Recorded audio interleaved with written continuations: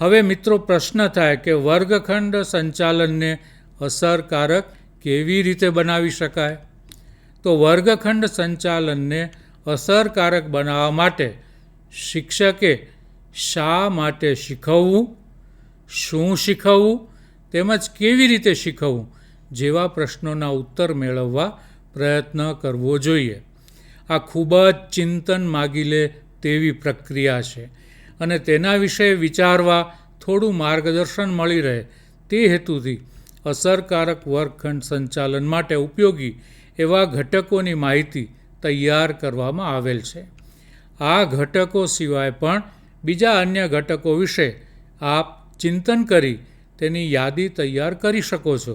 અસરકારક વર્ગખંડ સંચાલનના ઘટકો: શિક્ષક અને વિદ્યાર્થીઓ વચ્ચે સુવ્યવસ્થિત અને સંગઠિત તેવા સૌહાર્દપૂર્ણ વાતાવરણનું નિર્માણ, શિક્ષણની પદ્ધતિઓ, પ્રયુક્તિઓ અને સંસાધનોનો અસરકારક ઉપયોગ, વિદ્યાર્થીઓ માટે શિક્ષણની સાથે સાથે વ્યક્તિગત વિકાસ માટેની તકોની ઉપલબ્ધતા, સમયનો અસરકારક રીતે ઉપયોગ તેમજ શીખવાના સમયને હંમેશા પ્રાથમિકતા, વિદ્યાર્થીઓ ધ્યાન કેન્દ્રિત, પ્રેરિત અને નવું કરવા માટે ઉત્સુક, શિક્ષણ માટે સમાવેશી વાતાવરણને પ્રોત્સાહન, પડકારજનક વર્ગખંડ વર્તણૂક અને અન્ય વિક્ષેપો ઘટાડવા પર ભાર, યોગ્ય નેતૃત્વ શૈલીની પસંદગી.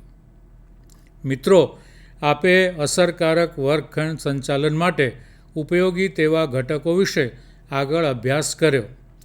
આ બધા જ ઘટકો ત્યારે જ ઉત્તમ રીતે અમલમાં આવી શકે જ્યારે શિક્ષક પાસે વર્ગખંડ સંચાલન માટેની યોગ્ય નેતૃત્વ શૈલી હોય કે જે વર્ગખંડને નિયંત્રણમાં રાખી શકે. આ સાથે શિક્ષકનો વિદ્યાર્થીઓ સાથેનો આત્મીયતાભર્યો વ્યવહાર પણ તેટલો જ અગત્યનો છે.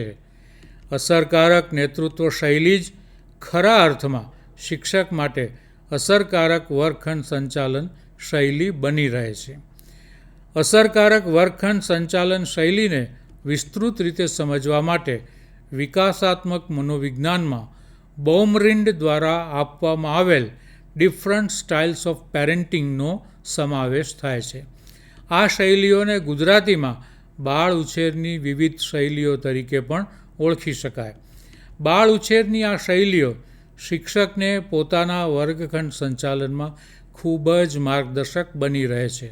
તો ચાલો આ શૈલીઓ વિશે વધુ સમજ મેળવીએ.